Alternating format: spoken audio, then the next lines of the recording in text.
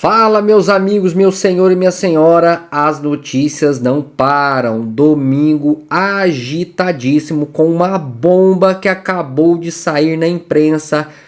Confirmado, pessoal, Joe Biden não vai mais concorrer à reeleição nos Estados Unidos. Ele desiste da corrida presidencial nos Estados Unidos. Acaba de ser confirmado na Casa Branca esta informação. Eu vou trazer para vocês todas as informações neste vídeo, mas antes já quero pedir para você colocando aqui nos comentários de qual cidade aí você está falando, você está nos assistindo. Já vai colocando a cidade e a região onde você está. Pessoal, vídeo bombástico, uma bomba, caminho agora mais aberto ainda para a direita. Trump agora que está mais perto da vitória depois da desistência de Joe Biden. Vários são os motivos e você vai saber neste vídeo. Não só sobre o Joe Biden, mas também aí muita bomba relacionada ao Barbudinho, pessoal. É isso mesmo, Lula não para, né?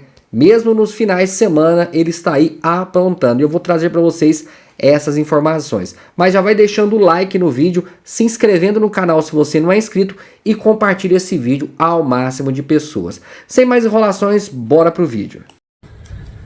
Galera, não teve jeito. Realmente Joe Biden, mesmo tendo resistido muito, não será mais o candidato à presidência aqui nos Estados Unidos. Uma reviravolta que alguns esperavam, outros tinham certeza que jamais aconteceria. Olha só o que aconteceu. Como vocês sabem, o declínio cognitivo do Joe Biden foi impossível de esconder pela imprensa internacional.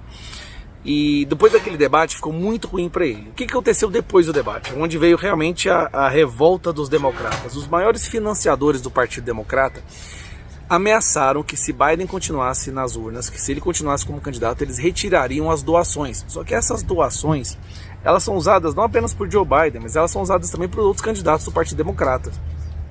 A retirada dessas doações ia acabar com o partido de esquerda aqui nos Estados Unidos. Eles não teriam dinheiro para fazer as suas campanhas. Então, sem doações. Depois mais sai agora recentemente Mark Zuckerberg dizendo que ficou fã do Donald Trump da forma que ele resistiu ao atentado.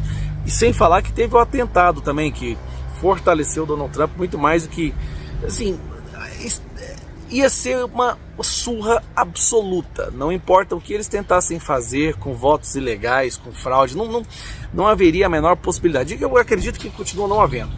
Mas depois de muita pressão do Partido Democrata, dos candidatos, porque preste atenção, se Joe Biden continuasse como candidato dos democratas, o número de deputados e senadores eleitos pelos democratas também reduziria muito. Ninguém ia querer votar nesse partido mais.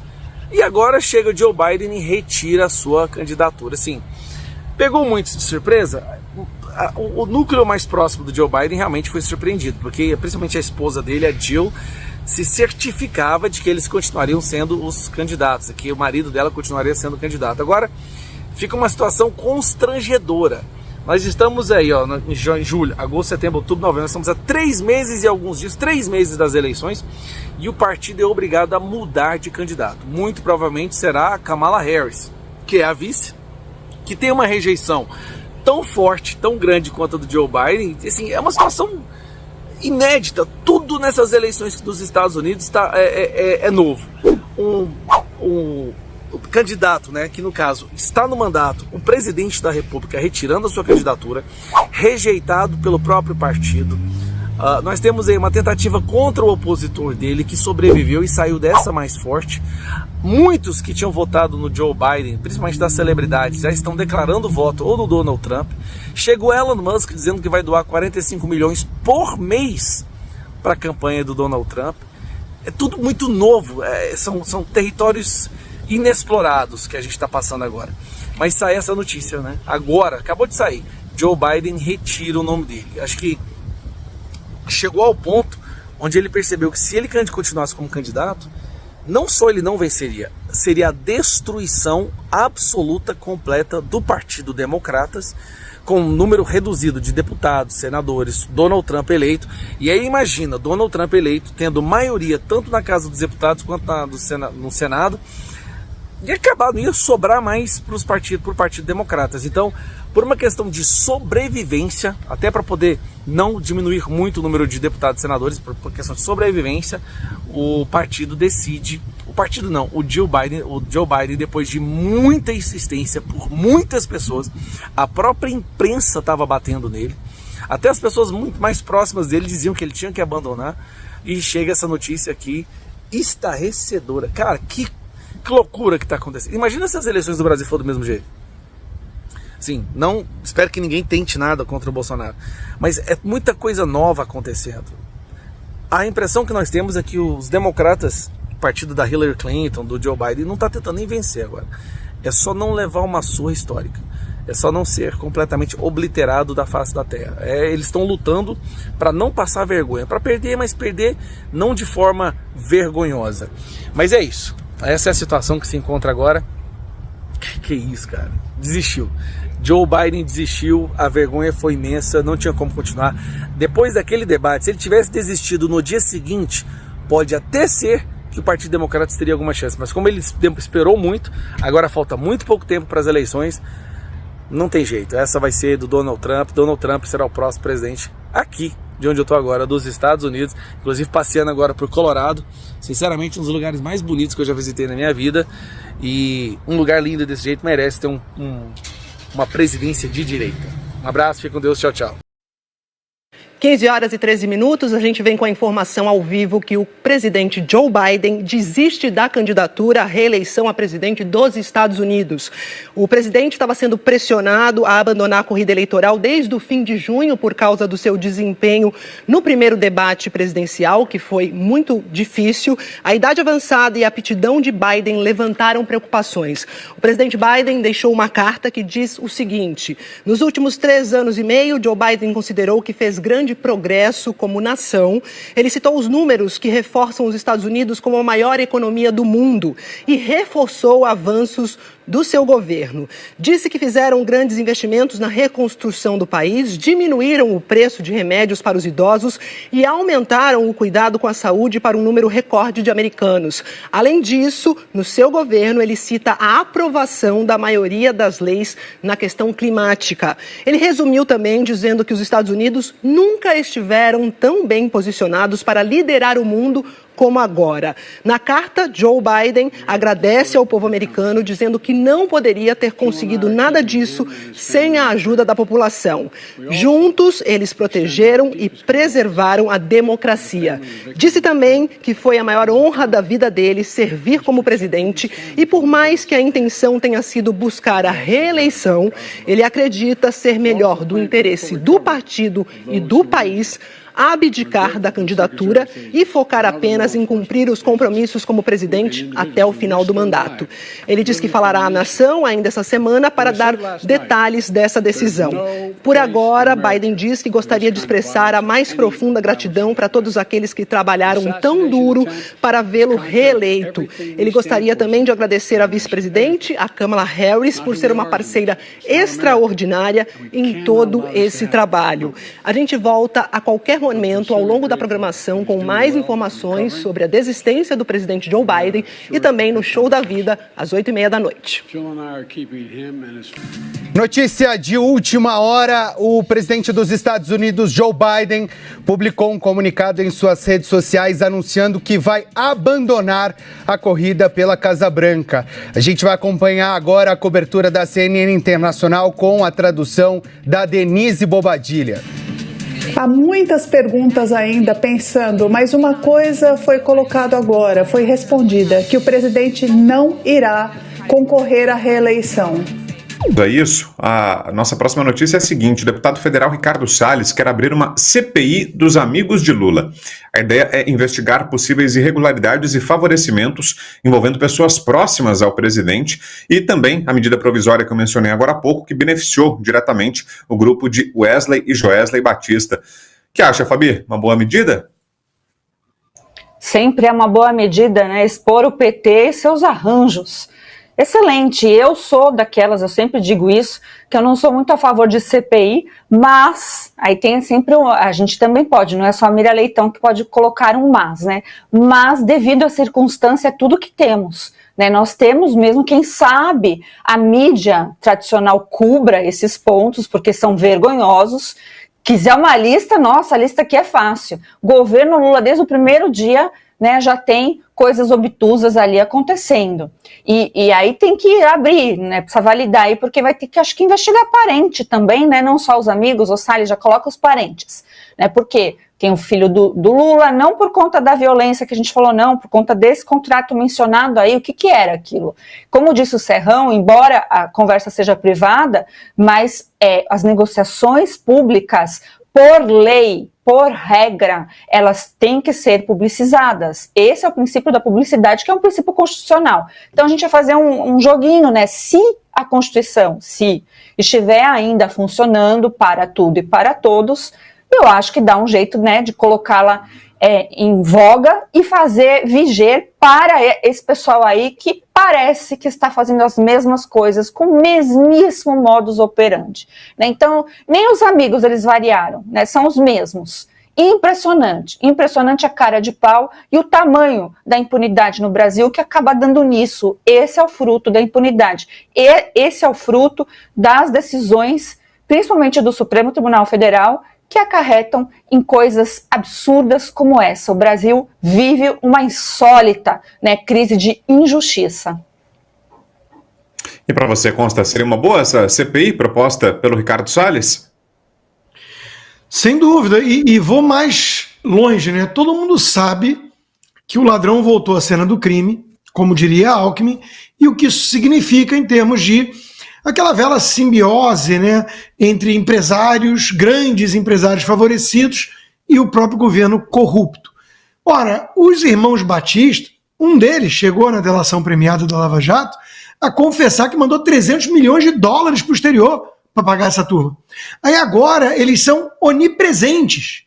17 reuniões. As medidas do governo começam a mostrar que atendem aos interesses do grupo. É muita coincidência.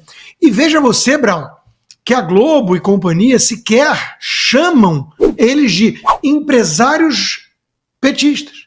Só existe empresário bolsonarista. O sujeito elogiava o Paulo Guedes, falava que a agenda de reformas era positiva para o país, empresário bolsonarista. Agora, não tem empresário petista. Eu desafio alguém a me mostrar. A Globo e companhia chamando qualquer um deles de empresário petista, seja Luísa Trajano, seja os irmãos Batista. Os caras fazem lobby, conseguem todo tipo de medida feita sob medida para beneficiar e atender os interesses do grupo em questão, mas não é empresário petista. Tem que investigar mesmo, tem que investigar todo empresário petista, porque isso sim não é capitalismo. Olha, quando vão lá e perseguem empresários grandes por opinião, por grupinho de WhatsApp com emoji, joinha, Polícia Federal, isso é ditadura. Agora, quando abre uma CPI para investigar grupos que estão se lambuzando em esquemas com o governo, isso não é crime de opinião, não. Isso é corrupção. Pode ser. Tem que investigar. Ô Serrão, eu estava vendo aqui, enquanto Consta falava, uma notícia de 9 de julho do Estadão, dizendo que executivos da Âmbar Energia, a empresa dos irmãos Batista, estiveram 17 vezes no Ministério de Minas e Energia antes da edição dessa medida provisória que a favoreceu. Então, talvez uma CPI com poder de convocação de testemunhas, de quebras de sigilo, inclusive telefônico, bancário, poderia ajudar a esclarecer que tanto assunto foi esse, né, que levaram os executivos 17 vezes a despachar com o governo antes dessa medida, né, Serrão? Claro, no mínimo, milhões de explicações têm que ser dadas. E tanto isso é verdade, essa CPI seria tão útil que já tem um grupo de pagode lá de Brasília, chamado Partido da Trambicagem, que é o grupo de pagode, que está até propondo uma repaginada, uma nova versão de uma música muito famosa do Roberto Carlos.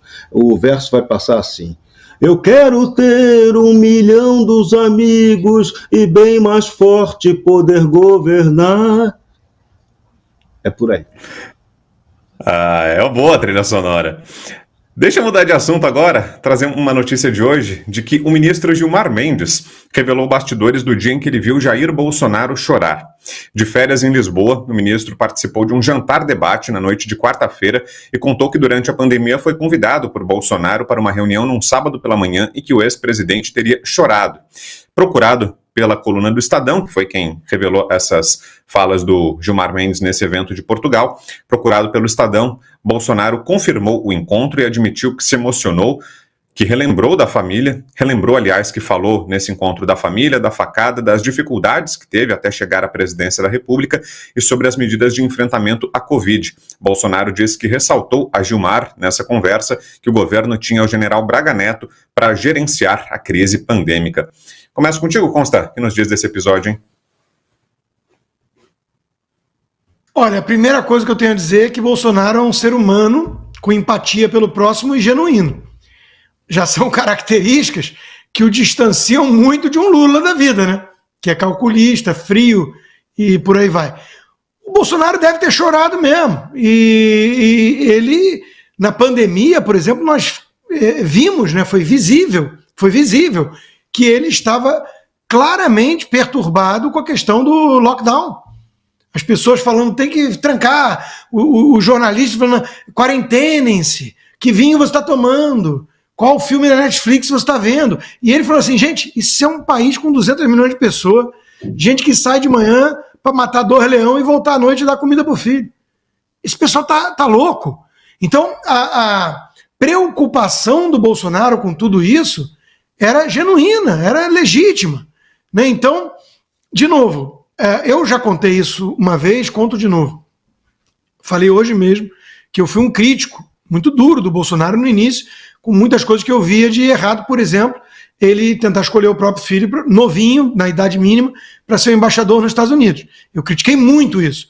Hoje eu vejo que o Eduardo Bolsonaro é um cara muito bom de articulação das direitas, né, no mundo. Então, acho que ele seria um embaixador razoável, até bom. O que fez eu mudar a chave para valer não foi o que o MBL inventa de um jantar, eles inventam essa coisa que o jantar não teve nada demais, fui eu tentando levantar dinheiro para o Instituto Liberal, voltei com um cheque de um empresário e todo mundo brigando sobre reforma tributária. E eu falei, meu Deus do céu, essa reforma não vai sair nunca, a tributária. Foi a reunião fatídica ministerial que o ministro César Mello fez que se tornasse pública, que o Moro denunciava que o Bolsonaro estava defendendo interesses, né, na ABIN e tudo mais. Quando eu vi aquela entrevista, 2 horas de entrevista, eu fui ver de novo. Falei, peraí. E o que eu vi ali? Um presidente, de fato, que era porta fechada e tudo, preocupado com o povo. Falei, não, isso aí o povo está ferrado, não sei o quê. Isso é uma coisa raríssima no país. Eu lembro do Figueiredo, que dizia, depois revelaram isso, numa reunião, né, que recebeu o empresário, recebeu não sei o quê, e no final ele virava e falava assim, mas e o povo? Alguém está preocupado com o povo? Então eu vejo o Bolsonaro como alguém genuíno. Isso é uma das grandes características dele. Ele se emociona de verdade. As saidinhas que eram o terror dos marqueteiros, né? Porque ele falava um monte de coisa, às vezes de improviso, e dava uma resposta atravessada por um jornalista meio perverso, que queria ali uma pegadinha, né, para agradar o chefe. Mas eu via o quê? Alguém genuíno. É alguém que sai ali e fala o que sente, o que pensa. Isso serve para o bem e serve para o mal. Nesse caso aí, chorar na frente do Gilmar Mendes, o Gilmar Mendes chorou também, né? Numa vez que ele estava com um copo d'água assim, que ele chorava. Elogiando o Zanin. Aquele choro ali, eu acho que o Marçal também consegue fazer. Vai lá, Serrão. Dureza, hein? Essa do Gilmar Mendes vir contar essa história, qual foi o objetivo? Tentar mostrar, de repente, que Jair Bolsonaro seja alguém fraco, que chegou até a chorar? Pois, se a intenção foi essa, o efeito foi exatamente o contrário, porque o Bolsonaro, mais uma vez, mostrou que ele é uma pessoa autêntica, sincera e que fala a verdade. Ele contou, chorei mesmo, e explicou exatamente o contexto no qual ele verteu lágrima. Então, essa questão aí Pegou mal, o sistema de poder tentou armar mais uma arapuca de narrativa para dar a entender assim, esse Bolsonaro é um frouxo, hein? A gente está indo para cima dele, ele chora se a gente pressionar, ele chora diante de nós. Foi essa a intenção? Se foi essa a intenção, a vaca foi para o brejo, porque o efeito foi totalmente o contrário. Bolsonaro teve a sensibilidade, sim, concreta, de ter a coragem de defender tudo aberto durante a pandemia. E depois o tempo passou, o tempo voou e todo mundo viu que quem defendeu isso corajosamente, se desgastou publicamente por causa disso, é que estava absolutamente certo. Se não tivesse tomado algumas medidas, se algumas pessoas não tivessem tomado essa medida de coragem e sensatez mínima, não sobreviveria, não teria como sustentar a vida e a família. Porque você ficar isoladinho, bonitinho, para quem tem muita grana sobrando, era lindo, era moleza, mas para quem não tinha. Então é esse contexto, foi nesse contexto que o Bolsonaro falou, pensou e agiu corretamente. Então, sistema de poder, nota -13 para você em mais uma armação ilimitada que deu errado. Agora, eu fico com a sensação justamente, Fabi, que o ministro Gilmar Mendes é que sai desgastado desse episódio, né? Talvez ele tenha até falado isso nesse encontro que teve em Portugal, que foi noticiado, com a intenção de prejudicar o ex-presidente Bolsonaro, de debochar, de satirizar, mas o efeito parece ter sido exatamente o contrário, né? O próprio Bolsonaro veio a público, confirmou de forma bastante, com muita personalidade, confirmou o encontro, confirmou que chorou sim, manifestou as suas preocupações, e parece até que saiu fortalecido, engrandecido desse episódio, está recebendo muitos elogios por isso, né? Eu tenho uma visão diferente disso. Eu não sei o que tem na água lá de Portugal que faz o Gilmar Mendes dizer verdades, né? Ele disse lá naquela terrinha que não teve golpe. É verdade, não foi golpe, né? O ato de 8 de janeiro não foi golpe, dito pelo próprio Gilmar Mendes lá em Portugal. E agora ele vem dizer, eu li a entrevista completa, né? E ele fala, ele relata assim com detalhes. Lógico, dá pra gente até ver a cena, né? Que estava ele e o presidente conversando, quando os assessores saíram, o presidente Bolsonaro começou a mostrar para ele vídeos, né, de pessoas comuns que teriam seus comércios fechados e se emocionou e chorou, e o Gilmar Mendes teria dito a ele, olha que frase maravilhosa, teria dito para ele, senhor presidente, a vida realmente é muito difícil. Então, o que eu vejo? Eu vejo que o Gilmar Mendes lá fora, ele precisa tentar recuperar a credibilidade de um jurista, que tem um mínimo de coerência, que sabe de verdade que esse presidente da República chorou. Isso não é demérito, aliás, para o Gilmar Mendes, ele nem sei se ele encara assim, não acho que seja um estratagema não, porque ele chorou por conta do Zanin aí, então para ele chorar é algo bom, não é ruim. Então quando ele está falando isso, ele esquece, eles acham realmente que o Brasil é uma ilha isolada que não é civilizada. Acha que nós aqui, nessa terrinha aqui, não vamos ficar sabendo do que eles acabam dizendo lá fora. E aí é onde acaba desequilibrando, que é um ponto que pega, como é que se chama? Rede social, informação descentralizada. E aí chega até nós e ele é obrigado a falar com a mídia, né, com o Estadão, e o presidente Bolsonaro, na maior naturalidade, veio fazer o quê? Dizer a verdade, aconteceu isso mesmo. E se fosse continuar a falar, ele me deu um conselho tipo, a vida é difícil.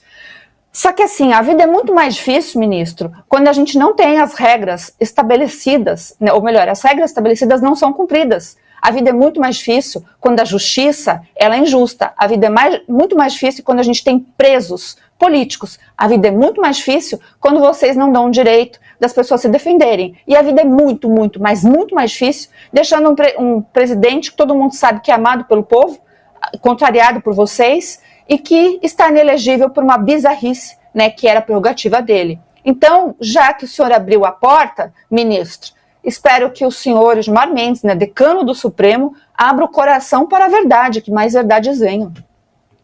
Diga, Serrão. Mas um provérbio, quem ri primeiro pode chorar pior na hora do juízo final.